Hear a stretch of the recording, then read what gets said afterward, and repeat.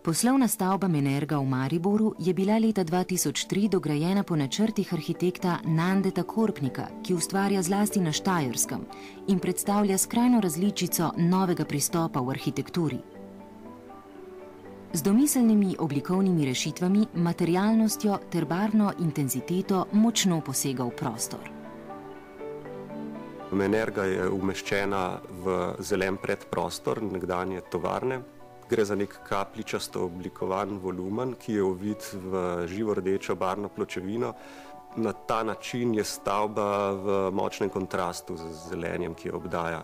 Ampak po drugi strani je sama zasnova stavbe takšna, da je stavba resnično v nekem sozvočju z naravo.